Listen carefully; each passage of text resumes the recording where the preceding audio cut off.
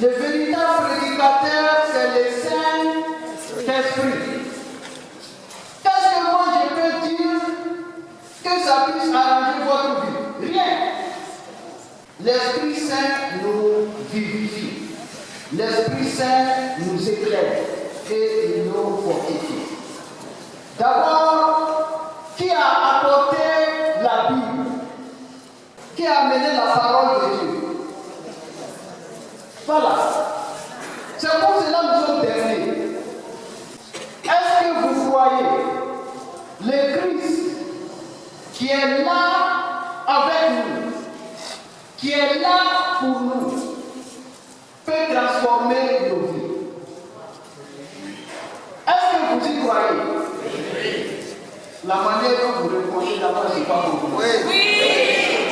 Est-ce que tu crois que Jésus peut transformer ta vie? Oui. Ta vie spirituelle? Oui. C'est comme ça pour répondre. Oui. Ta vie économique? Oui. Est-ce que tu crois que Jésus peut transformer la vie de ta famille? Oui. Si vous y croyez, je vais vous demander, nous allons acclamer le Christ. Le thème de notre partage aujourd'hui, c'est exactement sur le thème de l'année. Église, famille, à travers l'AICA formé, engage-toi pour la transformation de quoi? De ton milieu. Ça veut dire, en tant que chrétien, nous avons en nous la puissance, nous avons en nous la capacité de transformer les choses. On dit laïca formé. Le problème, nous sommes ignorants. Surtout nous catholiques. Si je vous demande pendant la messe de citer des versets pour communier, beaucoup de gens seront disqualifiés. Si je vous demande la messe que nous célébrons tous les jours, qu'est-ce que ça signifie? Beaucoup de gens ne seraient pas capables de répondre. S'il vous plaît, sortons de notre ignorance. Est-ce qu'il y a un lecteur ici avec la Bible? On peut lui trouver un micro. Tu prends Osée, chapitre 4, verset 6. Vous savez, la religion chrétienne catholique, ce n'est pas suivre comme des moutons. Vous savez ça? Malheureusement, c'est le cas de beaucoup d'entre nous. S'il vous plaît, sortons de notre ignorance. C'est que l'ignorance peut te faire comme mal. Même ton ennemi ne peut pas te faire ça. La manière dont l'ignorance peut te bloquer, même tes ennemis ne peuvent pas te bloquer comme ça. Osée, chapitre 4, verset 6. Et mon peuple, faute de connaissance, sera lui aussi réduit au silence. Vous voyez comment l'ignorance est fatale. Nous n'arrivons pas à transformer notre vie. Nous n'arrivons pas à agir pour que la vie de nos familles soit meilleure, pour que nos communautés chrétiennes soient meilleures.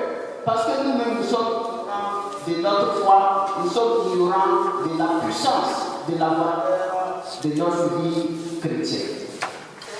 Mon peuple meurt par manque de connaissance. La transformation, qu'est-ce que ça veut dire? Ça veut dire devenir meilleur. Ça veut dire progresser. Il y a des chrétiens qui ne savent même pas que le chrétien a la puissance de devenir meilleur. Il y a des chrétiens où ça ne les intéresse même pas de progresser. Même des communautés chrétiennes. Ignorant, nous ne connaissons pas notre identité en tant que communauté chrétienne. Il faut prendre la première lettre de Saint Pierre apôtre, chapitre 2, versets 9, 10 et 12. En tant que communauté chrétienne, nous ne connaissons pas notre valeur. Nous ne connaissons pas notre identité.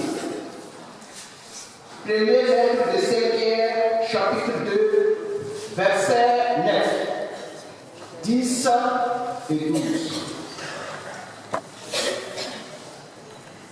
Mais vous êtes une race élue, un sacerdoce royal.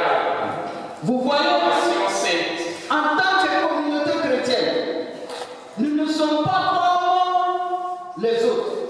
Pourquoi? Parce que nous avons été choisis par Dieu. Si nous avons été choisis par Dieu, ça veut dire quoi? Ça veut dire que nous avons une valeur. Et la parole de Dieu dit un sacerdoce royal. Sacerdoce, ça veut dire que nous sommes consacrés par Dieu. Si on dit royal, nous sommes des rois. Le roi, c'est celui qui a une autorité. C'est celui qui règne. En tant que chrétien, toi tu règnes sur quoi? En tant que chrétien, toi tu as quelle autorité?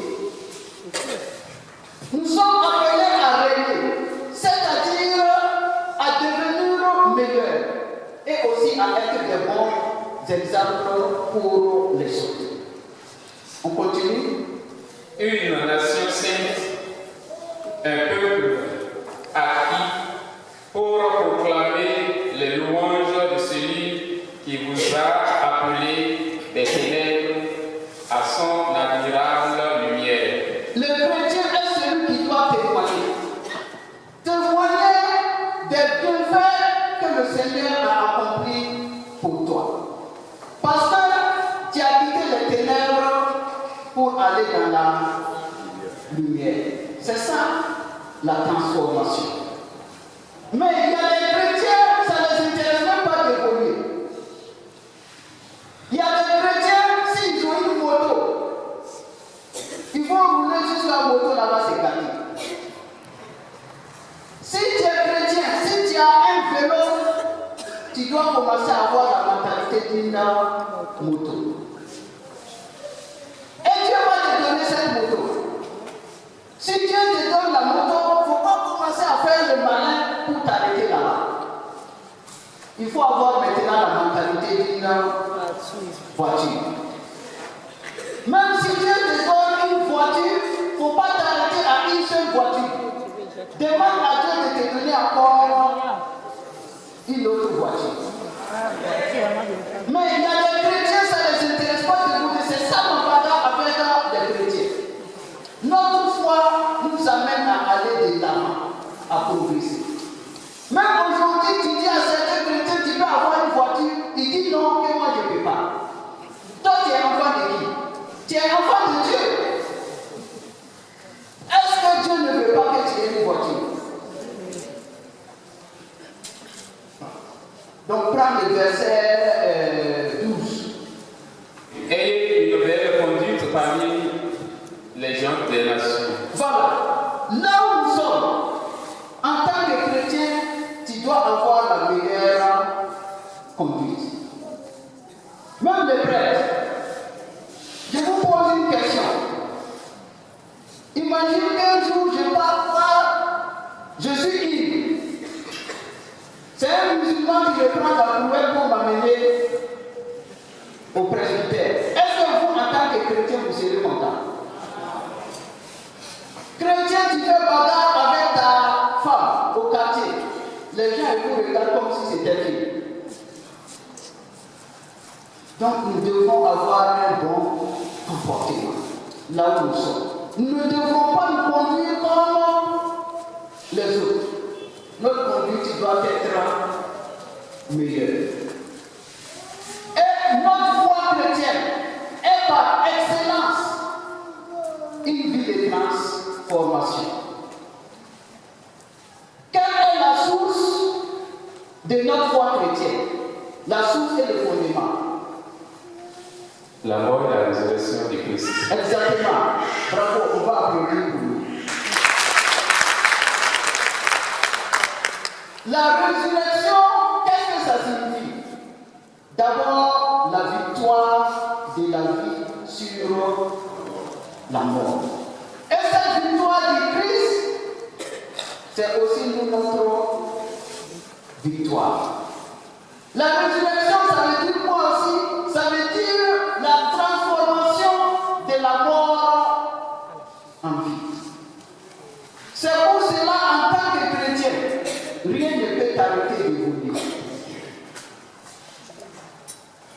Même si tes activités sont comme mortes, le Christ peut les bénir et ça va ressusciter, ça va se restaurer.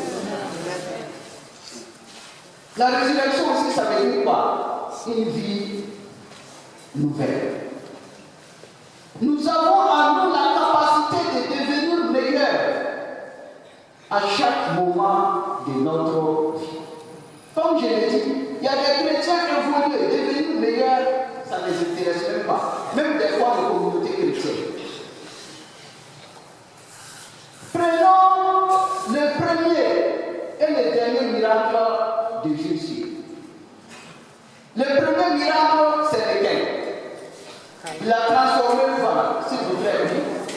Il a transformé l'eau en vin. Il a transformé quoi? L'eau en vin. C'est un signe que le Christ nous a donné.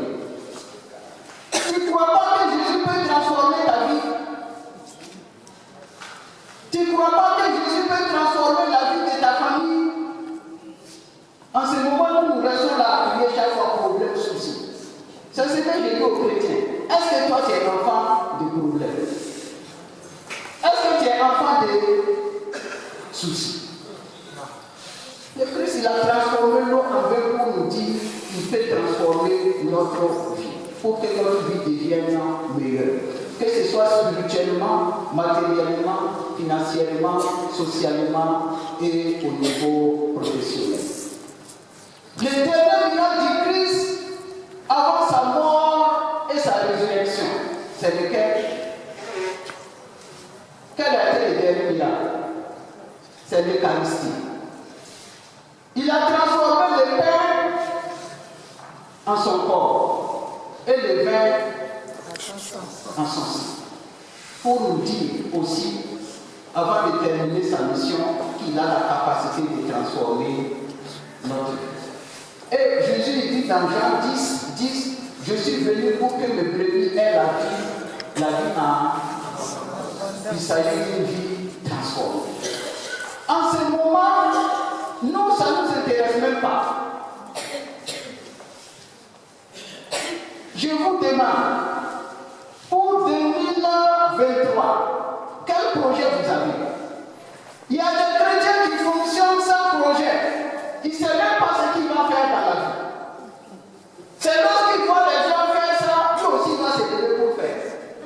Nous devons avoir des projets pour notre vie. Ce que nous voulons devenir, ce que nous voulons améliorer. Et le Christ va réaliser ça à notre faveur. Si on parle de transformation, la transformation doit commencer où? Exactement, on va applaudir pour ça. La transformation, ça commence par nous-mêmes. Il y a des gens qui disent, ah, je veux que ma vie change. Tu veux que ta vie change et tu ne veux pas que le Christ te change toi-même. C'est pour cela qu'il y a des gens même, ils me font rire, des chrétiens. Toi, tu es mauvais. Et tu demandes des bonnes choses à Dieu. Tu veux que Dieu t'exauce comment? Il faut commencer par te changer. Dieu, il est bon. Si toi, tu es bon, si tu le pries, il va agir en ta faveur. Il faut commencer par changer nos cœurs. Il y a des chrétiens qui n'ont pas le cœur de chrétiens.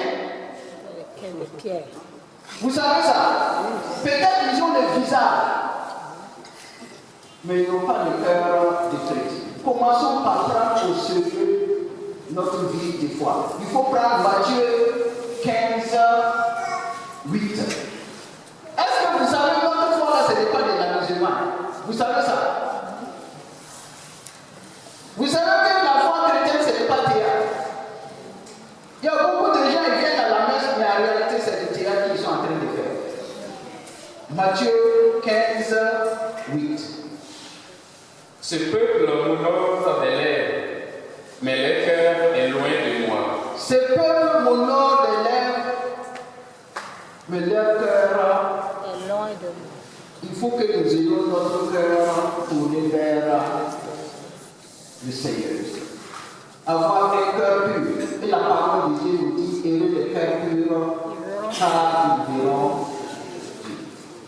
Il nous faut aussi changer nos mentalités, changer nos pensées et changer notre comportement. Isaïe 55, verset 8. Vous savez pourquoi beaucoup de chrétiens n'arrivent pas à réussir ou bien n'arrivent pas à progresser? C'est un problème de mentalité.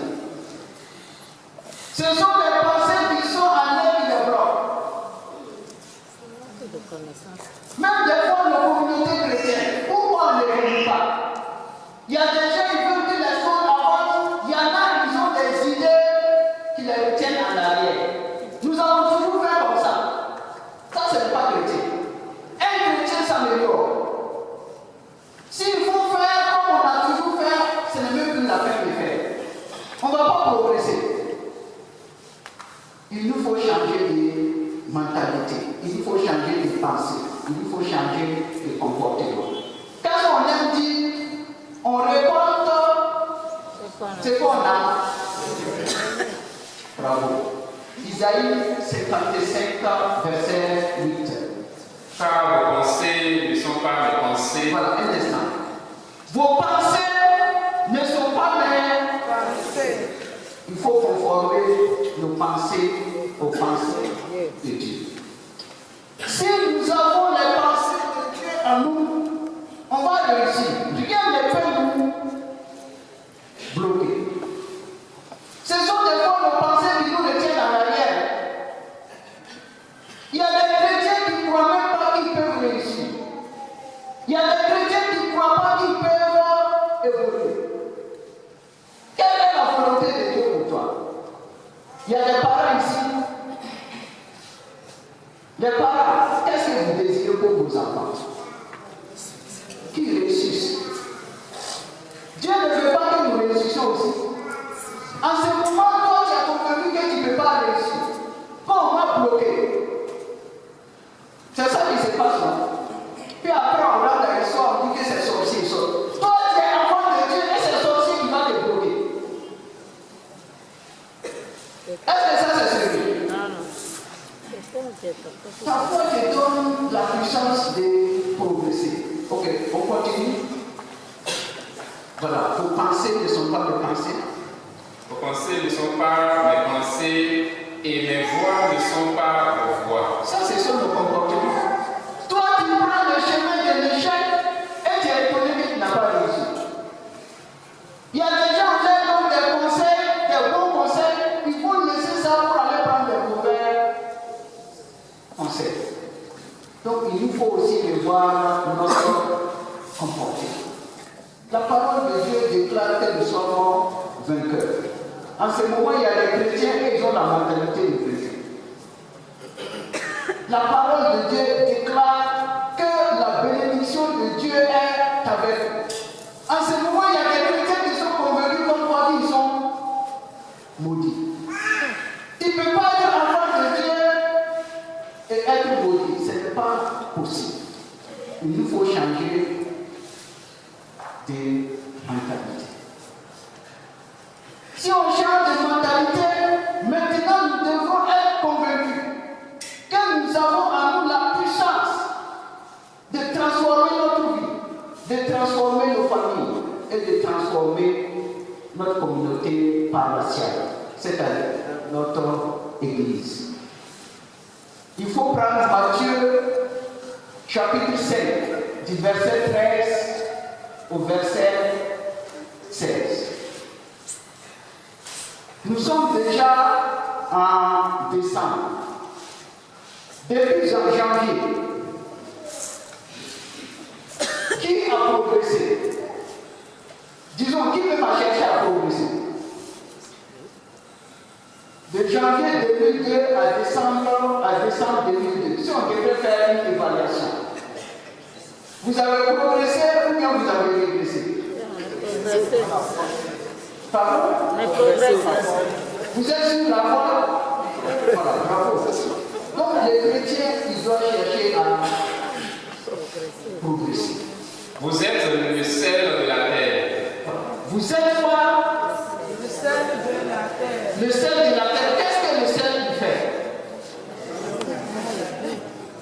Il transforme le goût de la sauce. On pourrait même dire de la nourriture. Il fait que la nourriture devienne encore meilleure. Jésus lui dit vous êtes. Il n'a pas dit que vous serez. Il n'a pas dit que vous ressemblez. S'il dit que nous avons en nous la puissance, la capacité de transformer notre vie, de transformer notre vie. De la même manière, le sel transforme le goût de la nourriture. Nous aussi, nous pouvons transformer notre vie pour qu'elle devienne meilleure.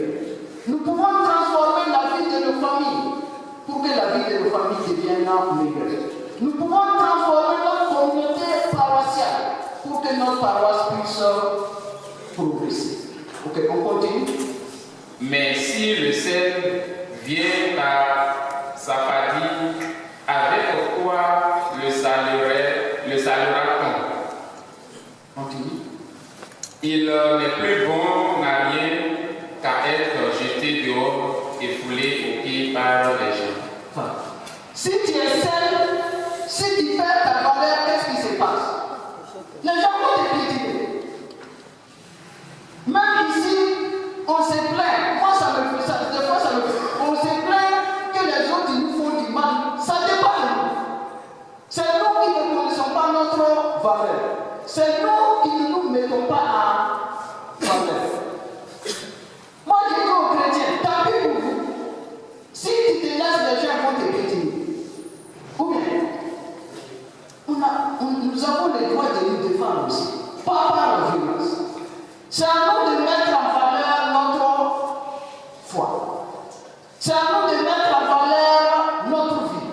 C'est à nous de mettre en valeur notre famille. C'est à nous de mettre en valeur notre paroisse. Donc, en tant que chrétiens, nous ne devons jamais perdre notre valeur. Le problème, je l'ai dit, c'est l'ignorance. Nous ne connaissons pas notre valeur. C'est comme quelque chose qui coûte 10 millions, tu parles de vendre à 100 000. Tu as dévalué la chose. C'est ce que nous faisons de notre vie chrétienne. Nous ne sommes pas n'importe qui, nous sommes un peuple choisi. Par qui? Par Dieu. Donc, je vous encourage à vous mettre en valeur pour que vous soyez respectés là où vous êtes. Là où tu travailles, montre aux gens que tu es compétent. Ils vont te respecter. Moi, je demande aux femmes chrétiennes, chaque fois que tes enfants sortent, il faut que tes enfants soient plus propres que les enfants de bâtiment. Les gens vont vous respecter.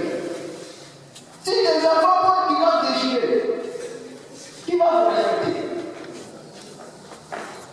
Donc, nous avons la responsabilité de nous mettre en valeur et de participer à ce que les choses aillent mieux. Ça, c'était le sel. Il y a un deuxième élément. Vous êtes la lumière du monde. Nous sommes quoi? La lumière du monde. La lumière est plus forte que les ténèbres. La lumière est faite pour briller. Chrétien, tu dois briller. Là où tu es là, tu dois être un bon exemple. Tu dois être une référence.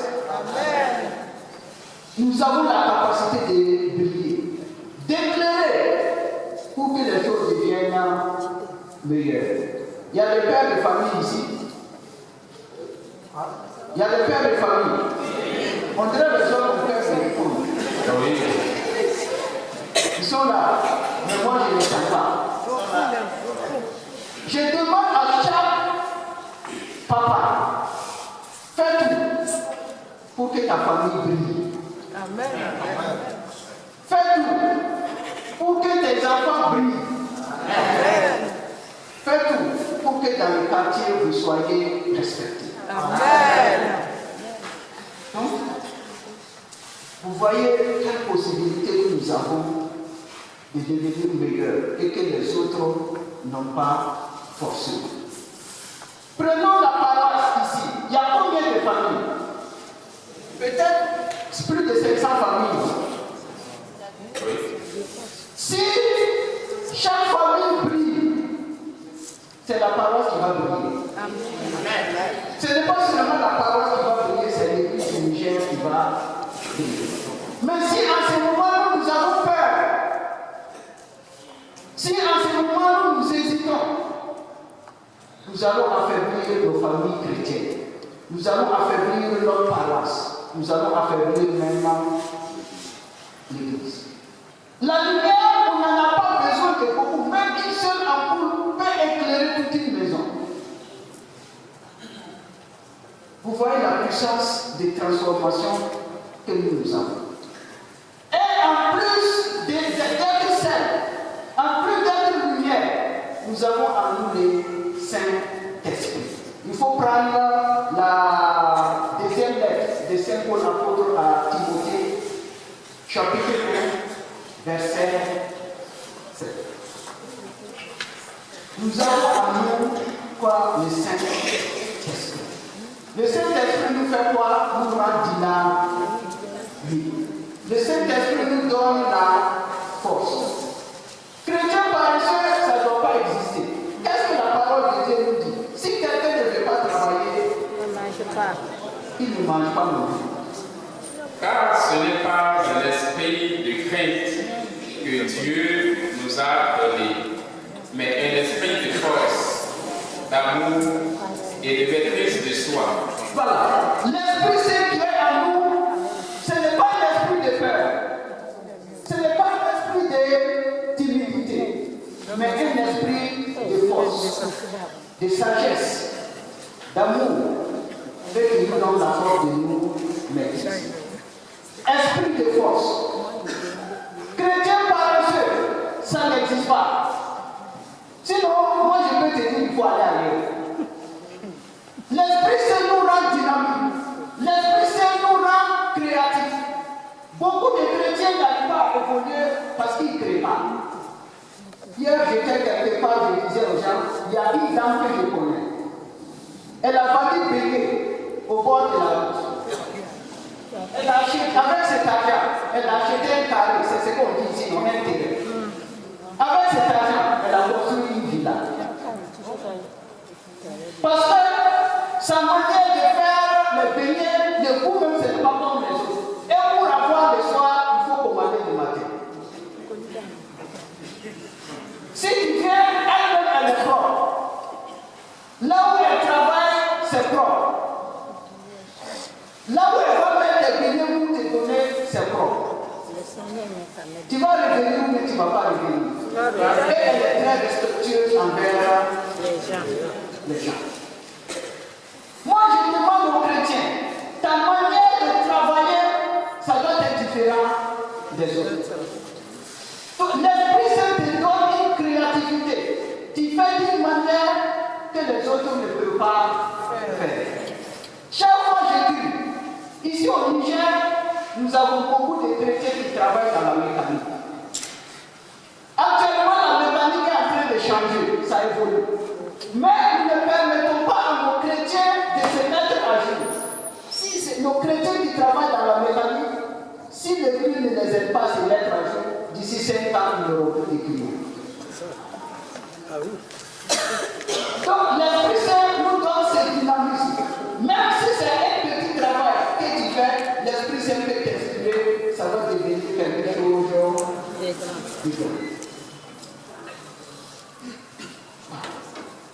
Transformation au niveau de nos familles.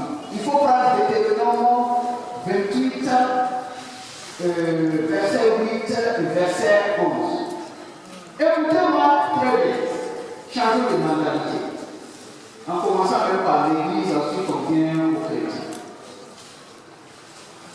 Il y a des chrétiens qui pensent qu'un chrétien ne doit pas être riche. Il y a des chrétiens qui pensent qu'un chrétien ne doit pas chercher l'argent. C'est faux. Chaque fois que je dis aux chrétiens de ça là, mon souhait est que chaque famille vienne en voiture. Ce n'est pas normal que moi, prêtre, je vienne en voiture et mes chrétiens viennent à pied ou à moto. Ce n'est pas normal. Si chaque famille vient en voiture, les gens vont vous respecter. Si c'est seulement les prêtres qui viennent en voiture, ce n'est même pas un bon signe. Ça veut dire que nous-mêmes là, nous ne faisons pas notre travail comme il faut.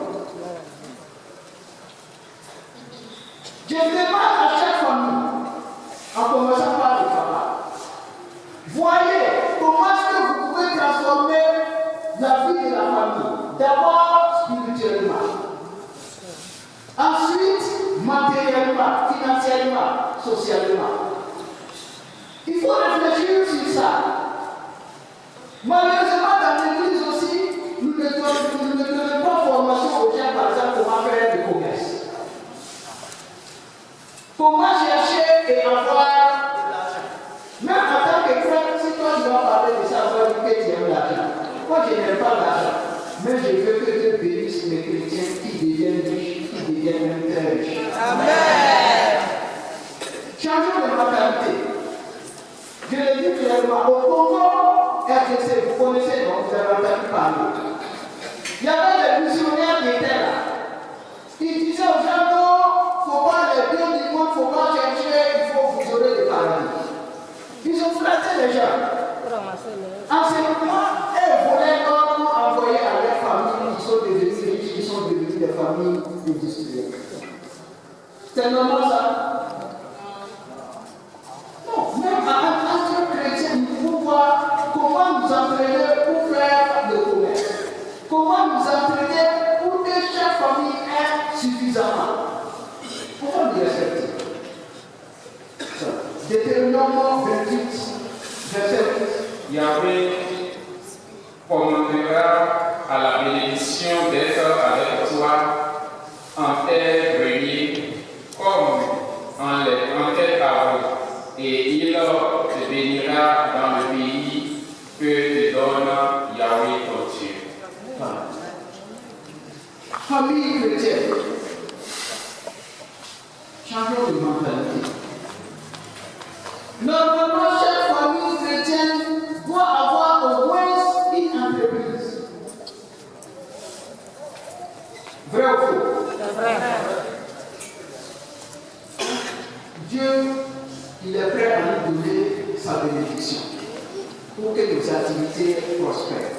Chrétien catholique, s'il gagne 100 000 francs, je le dis tous les jours, vous savez ce qu'il va faire? Il va laisser ça quelque part, il mange un peu, 100 000 francs là-bas, il devient 0 francs. Ailleurs, s'il a 100 000, d'abord il réfléchit pour voir qu'est-ce que je peux faire pour que ces 100 000 là me rapportent quelque chose de bien. Si tu manges aujourd'hui, c'est fini, c'est fini. Nous devons apprendre à investir. Nous devons apprendre à créer des activités qui nous donnent de l'argent. Je reviens encore sur ce que j'ai dit. Les papas et les mamans, s'il vous plaît, réfléchissez pour voir ce que vous pouvez faire encore pour avoir plus d'argent. Et moi-même, je souhaite que ça devienne une préoccupation paroissiale, une préoccupation de l'Église, pour voir comment, en tant que chrétien, nous pouvons nous soutenir. pour devenir meilleurs, spirituellement, matériellement et financièrement. Verset 11. Yahweh te fera surabonder de biens, fruits de tes entrailles, fruits de ton bétail et fruits de ton sol. Sur cette terre, il a juré à tes pères de te donner. Vous voyez que la bénédiction de Dieu est disponible pour transformer la vie de nos familles. Sans nous d'accueillir cette bénédiction. Pour que nos familles deviennent meilleures spirituellement, matériellement et financièrement. Spirituellement, il y a des familles qui ne prient pas. Mais si vous ne priez pas en famille, comment est-ce que vous voulez que Dieu transforme la vie de vos familles? Actuellement, c'est la coupe du monde, non? Il y a des papas, ils peuvent regarder le match. Lorsque maman et les enfants viennent dire, papa, on va prier 5 minutes, papa va dire que moi, je suis fatigué. Pourtant, si c'est regarder moi, tu ne te fatigues jamais. Encore pour prendre la bière, C'est champion. je ne me fatigue jamais. Toi qui es père de famille, c'est toi-même qui dois critiquer les gens. Donc moi j'encourage les familles dans ma semaine et il y a un programme. Et dans ce programme, il faut mettre la prière. Ça fait cette prière que Dieu va faire descendre une pluie de bénédiction sur vous. Amen. Au niveau transformation dans la communauté chrétienne, c'est terrible. Des fois, nous nous battons pour rien. Il y a des chrétiens de la même communauté qui se font la guerre. Il y a des chrétiens qui font du mal aux chrétiens. Si moi je sais qu'un chrétien fait du mal à un chrétien, tu viens pour communier chez moi, je ne te donne pas communier. Chrétien qui va critiquer chrétien, surtout lorsqu'ils sont en train de boire. Il faut prendre Éphésiens chapitre 4, du verset 3 au verset 6. Nous formons une même communauté. Nous n'avons aucun intérêt à nous battre. Dans l'église, nous on fait un détail. Vrai ou faux? Il y a aussi des coups bas. Pour des responsabilités, on se fait des coups d'État. Non. On est là pour travailler ensemble. Nous sommes là. Tout ce qui est là, ça affaiblit notre communauté chrétienne. Transformation au niveau de nos paroisses. Très souvent,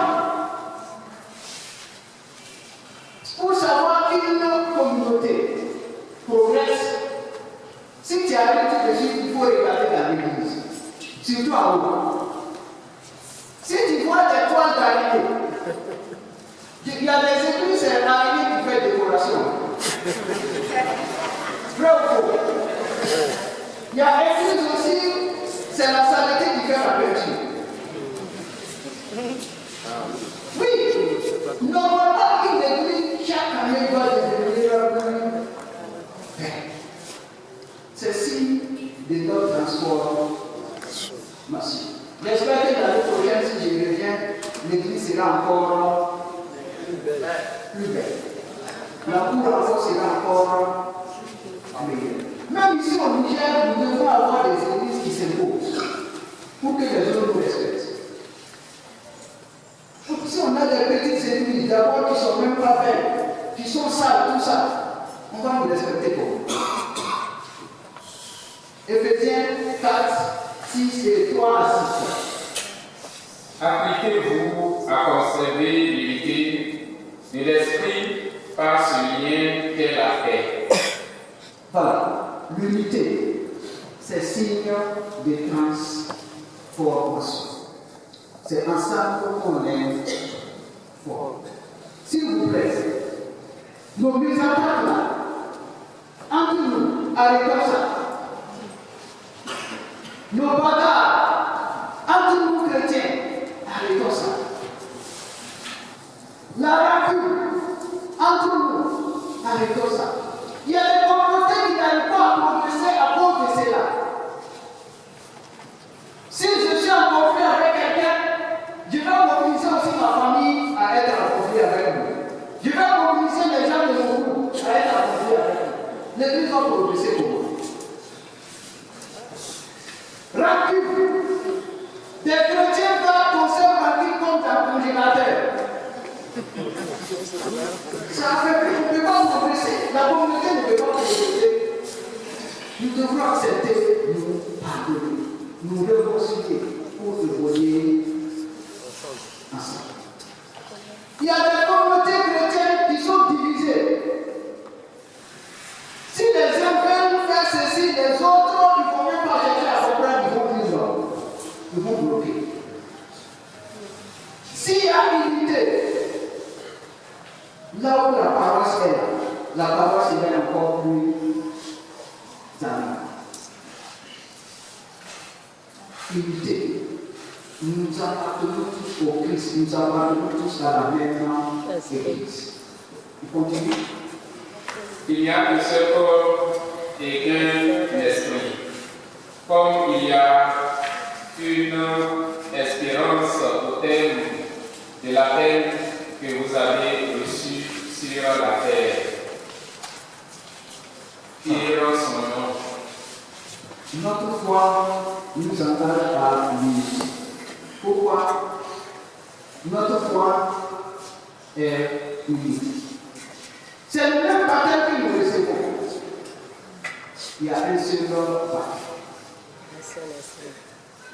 Jésus, il y en a combien? Le Christ, il est. Donc, s'il vous plaît, je vous demande pardon. Nos mésententes dans nos communautés, là, laissons tomber ça. Nos divisions, abandonnons cela. Rancune, acceptons de nous pardonner. Et devenons une seule race. Devenons une seule famille. Devenons une seule communauté. Et nous allons voir les merveilles et les bienfaits que le Christ va accomplir en notre faveur. Pour terminer, je vous propose des versets. Deutéronome 28, 7, le premier verset. Du livre du Deutéronome, chapitre 28, verset 7. Tes ennemis qui se dresseraient contre toi, Yahweh fera tes bénis. Tes ennemis qui se dresseraient contre toi, Yahweh fera tes véhicules. Sortis par un chemin à ta rencontre, par 7 chemins, ils firont devant toi. Amen. Voilà, ma prière pour vous, que tout ennemi, tout obstacle qui empêche votre transformation soit vaincu par la puissance de notre Seigneur Jésus. Tout ennemi, toute mauvaise personne, tout obstacle qui bloque vos activités, qui bloque la vie de vos familles, que cela soit détruit par la puissance de notre Seigneur. Que tout ennemi, tout obstacle qui nuit à votre vie paroissiale soit vaincu par la puissance de notre Seigneur Jésus. Amen. Dernier verset du livre des Proverbes, chapitre 10, verset 22. Proverbes 10, 22. Est-ce que vous savez que la bénédiction de Dieu nous enrichit? Est-ce que vous savez que la bénédiction de Dieu nous enrichit? Oui. Changeons de mentalité. Il y a des chrétiens qui pensent que c'est seulement spirituellement que la bénédiction de Dieu nous enrichit. C'est faux. La bénédiction de Dieu